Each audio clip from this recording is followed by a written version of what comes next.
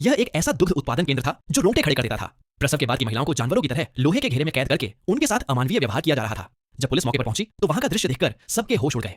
Oh shit! हवा में कुछ पारदर्शी नलियां लटक रही थीं, जिनमें अभी अभी निकला हुआ ताजा दूध बह रहा था। लेकिन जब पूरे क्षेत्र की तलाशी ली गई तो अपराधी का कहीं कोई सुराग नहीं मिला। पुलिस ने तुरंत कार्रवाई शुरू की और वहां कैद महिलाओं को बचाने में जुट गई। इस केस की जिम्मेदारी जिस अफसर ब्लैक दीदी हेजी पर थी, उन्हें अपने तीखे अनुभव से साफ अंदाजा हो गया कि मामला इतना आसान नहीं है जितना दिख रहा है। वह चुपचाप केंद्र के और गहरे हिस्सों में जा पहुंची। जैसे जैसे वह सच्चाई के करीब पहुंचती गई, वह सामने के दृश्य को देखकर स्तब्ध रह गई। नलियों का दूसरा सिरा एक कंटेनर से जुड़ा था और उस कंटेनर के नीचे एक झुंड भूख से रोते हुए नवजात शिशुओं का समूह था। इन शिशुओं को नलियों से लगातार दूध पहुंचाया जा रहा था, जिससे एक अत्याचारपूर्ण स्वचालित पालन पोषण प्रणाली चलाई जा रही थी। हालांकि अब तक इस पागलपन की वजह साफ नहीं हो पाई थी, लेकिन ब्लैक दीदी के मन में बेचैनी थी। वह जान गई कि अपराधी कोई बेहद विकृत सोच वाला व्यक्ति है। तभी अचानक दूर से एक तेज दर्द भरी बच्चे की चीख सुनाई दी। काले मन वाले असली अपराधी को पकड़ने के लिए ब्लैक दीदी ने अपने डर को दबाया और साहस जुटाकर उस दिशा में बढ़ चली। लेकिन जब उन्होंने सामने का पर्दा धीरे धीरे हटाया तो उनके शरीर में झुरझुरी दौड़ गई।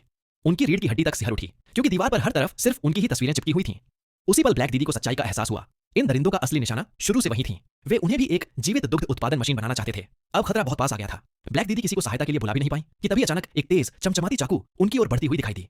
इस मौत से भरे पल में उनके मन में अतीत की अनेक झलकियां घूम गईं। उनका लंबा करियर, जिसमें उन्होंने कई महिलाओं को मानव तस्करी से बचाया था। इसी वजह से ये मानव तस्कर उनसे नफरत करते थे और अब उन्हें भी अपना शिकार बनाना चाहते थे। लेकिन ब्लैक दीदी इतनी आसानी से हार मानने वालों में से नहीं थी। जैसे ही हमलावर ने वार करने की कोशिश की, उन्होंने कमर से अपनी पिस्तौल निकाली और ट्रिगर दबा दिया। गोलियां बिजली की तरह निकली और सीधा अपराधी के दिल को चीरती हुई निकल गईं। जिस इंसान ने न जाने कितनी महिलाओं की जिंदगी बर्बाद की थी, वह आखिरकार न्याय की गोली से मारा गया। उसका अपराधों से भरा जीवन वहीं खत्म हो गया, हमेशा।